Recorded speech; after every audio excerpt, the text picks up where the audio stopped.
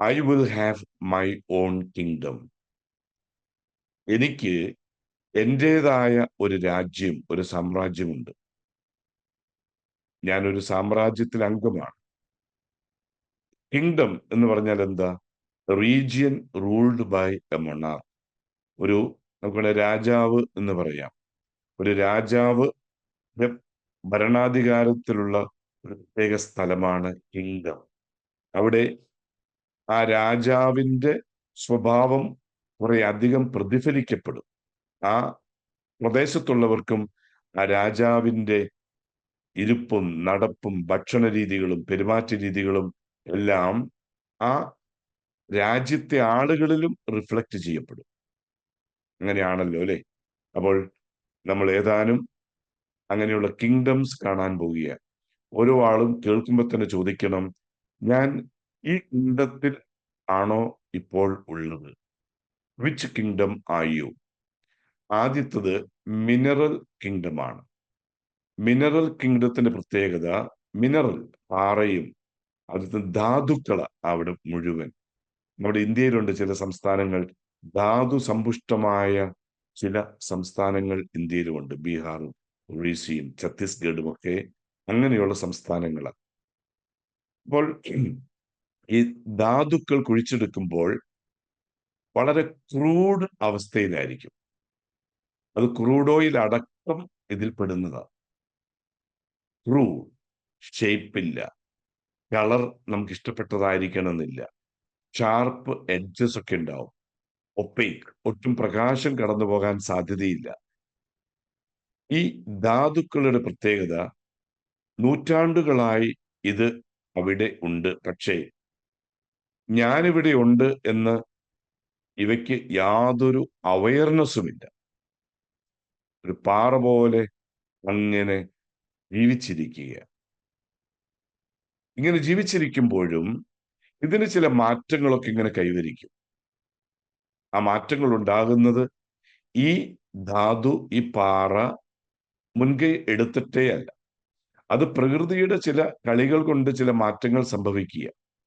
നമുക്കറിയാം, കൽക്കരി എത്ര നൂറ്റാണ്ടുകൾ കഴിഞ്ഞിട്ടാണ് മരത്തിന്റെ കഷ്ണങ്ങൾ കൽക്കരിയായിട്ട് മാറുന്നത്. അതിൽ ചില ധാതുക്കൾ കൽക്കരിയായിട്ട് മാറും. ലക്ഷക്കണക്കിന് കൊല്ലങ്ങൾ എടുത്തേക്കാം. ലക്ഷമാറ്റങ്ങൾ സംഭവിക്കുന്നുണ്ട്. സെൽഫിഷ് ടു ദ കോറാണ്. അവനവന്റെ കാര്യം മാത്രം. ഞാനൊരു ഇന്ന കളർ പാറ, ഞാൻ അങ്ങനെ തന്നെ, എൻ്റെ സ്വന്തം കാര്യം മാത്രം. അപ്പോൾ ഓരോ ആളും സ്വയം പരിശോധിക്കണം. ഞാൻ എൻ്റെ വീട്ടിൽ, എൻ്റെ അയൽവക്കങ്ങളിൽ, എൻ്റെ ജോലി സ്ഥാപനത്തിൽ, ഈ രാജ്യത്ത്, ഈ പ്രപഞ്ചത്തിൽ ഞാനൊരു പാറക്കല്ല് പോലെ എൻ്റെ സ്വന്തം കാര്യം മാത്രം നോക്കി ജീവിക്കുന്ന ഒരു വ്യക്തിയാണ്. ഇതിൽ ഓർക്കേണ്ട ഒരു കാര്യം, ഈ വ്യക്തിക്ക് മാറ്റങ്ങൾ സംഭവിക്കുന്നു. നമുക്ക് പരിചയമുള്ള ചിലരൊക്കെ ഈ തരത്തിൽ ഉണ്ടാകാനും സാധ്യതയുണ്ട്. സ്വാർത്ഥതയുടെ പര്യായമാണ്. അവനവനിസം മാത്രമേ ഉള്ളൂ. ആ വ്യക്തിക്ക് മാറ്റമൊക്കെ സംഭവിക്കും. പ്രായമാകും, പല മാറ്റങ്ങൾ വരും. പ്രൊമോഷൻ കിട്ടും, കല്യാണം കഴിക്കാത്ത കല്യാണം കഴിക്കും, കുട്ടികളില്ലാത്ത കുട്ടികളുണ്ടാവും. ഇതൊക്കെ സംഭവിക്കും. പക്ഷേ സെൽഫിഷ്നെസ് എന്ന ആ core quality throughout maintain ചെയ്യും. So question number 1, are you a mineral person? രണ്ടാമത്തത് ദ വെജിറ്റബിൾ പേഴ്സൺ ആണ്. വെജിറ്റബിൾ പേഴ്സന്റെ പ്രത്യേകത, കല്ലിനേക്കാളും ധാതുക്കളെക്കാളും കുറച്ച് അവയർനെസ് ഉണ്ട്, കുറച്ച് ആക്ടിവിറ്റീസും ഉണ്ട്, എക്സ്പ്രഷൻസും ഉണ്ട്. ഇത് നമ്മുടെ ചുറ്റുപാട് നോക്കിയാൽ അറിയാം.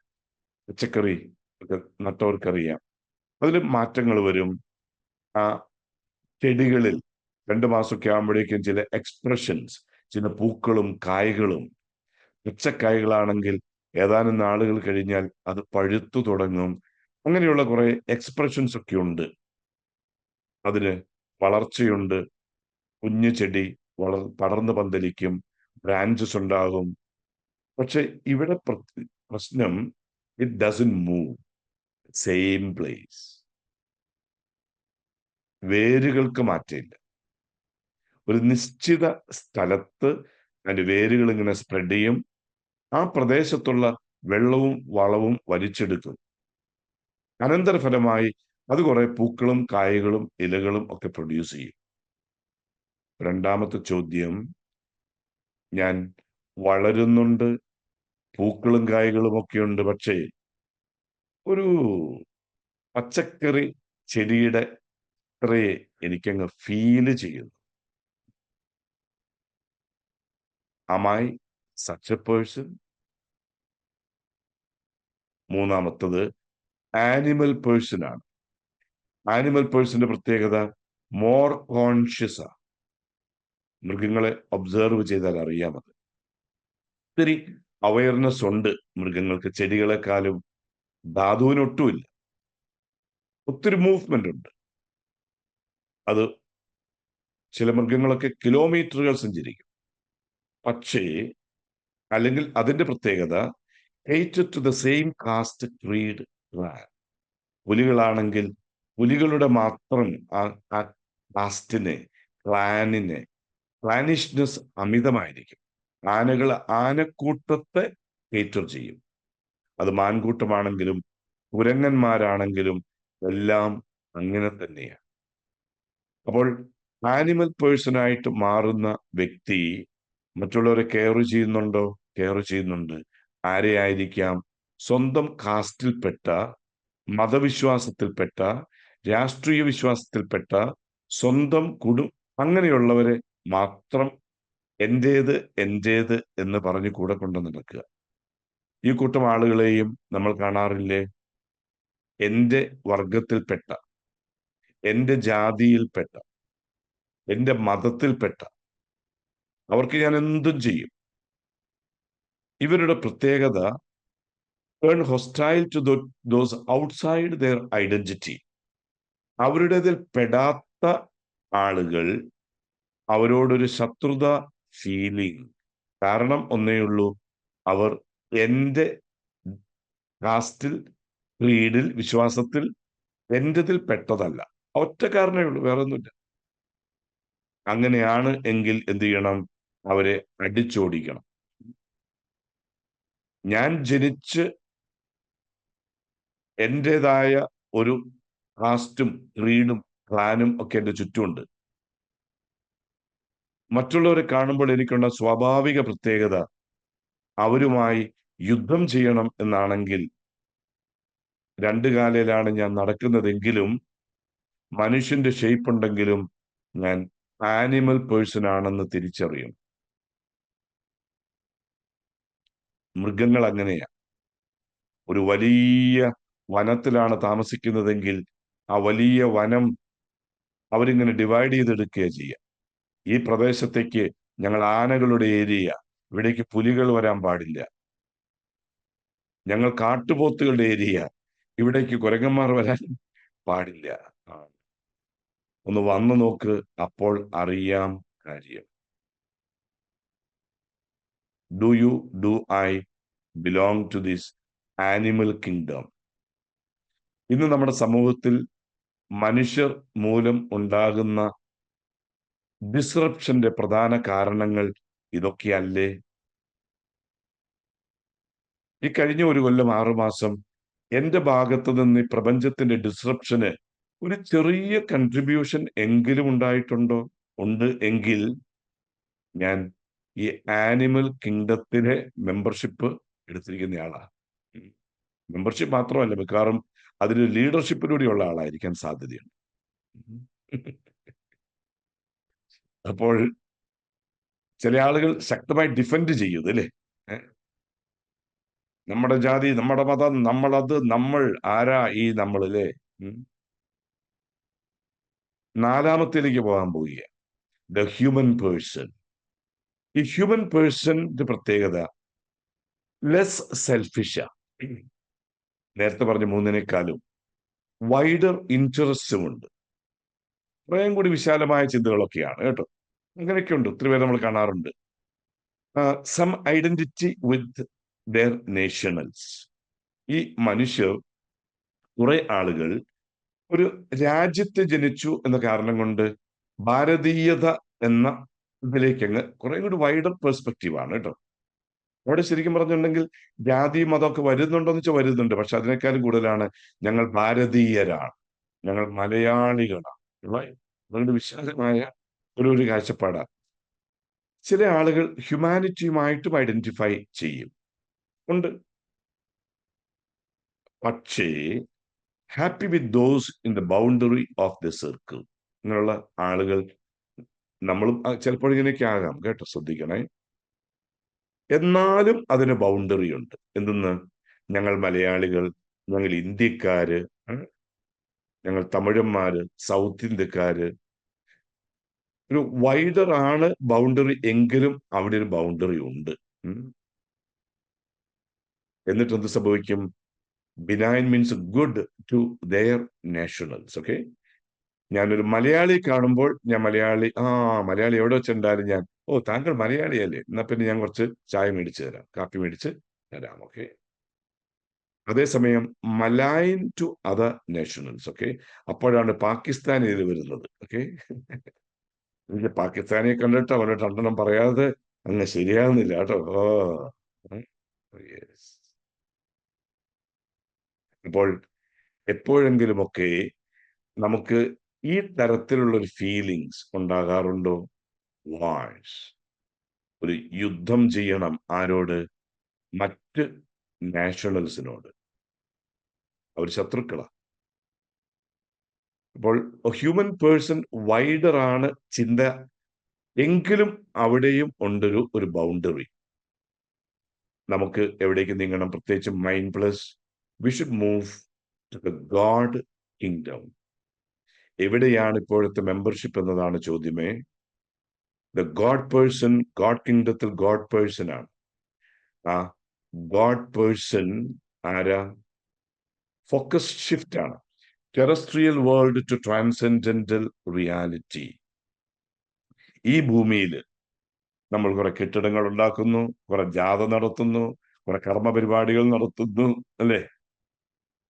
പകരം നമ്മുടെ ഫോക്കസ് മാറുകയാണ്. The transcendental reality. നമ്മൾ ഈ കാണുന്നതിനും കേൾക്കുന്നതിനും ഇതിന്റെ ഒക്കെ അപ്പുറത്തുണ്ടൊരു റിയാലിറ്റി. ഇത് എല്ലാവർക്കും ചിലപ്പോൾ പെട്ടെന്ന് പിടികിട്ടണം എന്ന് നിർബന്ധമൊന്നും ഇല്ല. The world, the reality beyond what we see and hear and feel. God realized, self-realized person. വ്യക്തി തിരിച്ചറിയുകയാ, ഈശ്വരനെ തേടി ഞാൻ എവിടെയൊക്കെയോ പോയി കണ്ടുപിടിക്കേണ്ടതല്ല എന്നും അത് എൻ്റെ ഉള്ളിലുണ്ട് എന്നും തിരിച്ചറിഞ്ഞ വ്യക്തിയാ. It's within me. അത് ഞാൻ തന്നെയാ. നീ അന്വേഷിച്ച് നടക്കുന്നില്ലേ? അത് നീ തന്നെയാ, നിന്റെ ഉള്ളിൽ തന്നെയാ. God realised, self realised. അങ്ങനെ ഒരു വ്യക്തിയായി തീരുമ്പോൾ എന്ത് സംഭവിക്കും? അത് എൻ്റെ ഉള്ളിൽ മാത്രമല്ല, ഞാൻ കണ്ടുമുട്ടുന്ന ഓരോ ആളും അത് തന്നെയാ. അപ്പോൾ അവിടെ ഉണ്ടാകുന്നത് റെവറൻസാ, റെസ്പെക്റ്റാ, ആബ്സല്യൂട്ട് പീസ് ആൻഡ് ബ്ലിസ്. അനന്തരഫലമായിട്ട് എന്തുണ്ടാകുന്നു? എവിടെയാണോ എത്തിപ്പെടുന്നത്, you are there and you enjoy peace and bliss. ആളുകൾ അമ്പലങ്ങളിലും പള്ളികളിലും ഒക്കെ പോകുന്നത് ഈ പീസ് ആൻഡ് ബ്ലിസ്സിന് വേണ്ടിയാണല്ലോ, അല്ലെ? ദിവസങ്ങളോളം യാത്ര ചെയ്യും പലരും കുറെ കഷ്ടപ്പാട് അനുഭവിച്ച് ഈ ബ്ലിസ്സിന് വേണ്ടി പോകുന്നവരൊക്കെ ഉണ്ട്. പൊയ്ക്കോട് പോകുന്നതൊക്കെ ഓക്കെയാണ്, പോകേണ്ടവരൊക്കെ പൊയ്ക്കോണം. പക്ഷേ ഉള്ളിലുണ്ട് എന്ന തിരിച്ചറിവും കൂടെ ഉണ്ടായിരിക്കണം. It's you, it's within you. ഇവിടെ ഗോഡ് പേഴ്സന്റെ പ്രത്യേകത, സെൽഫിഷ്നെസ് ഇസ് അന്നൈഹിലേറ്റ്. സ്വാർത്ഥത അന്നൈഹിലേറ്റ്, ഉന്മൂലനാശനം ചെയ്യപ്പെട്ടിരിക്കുകയാണ്.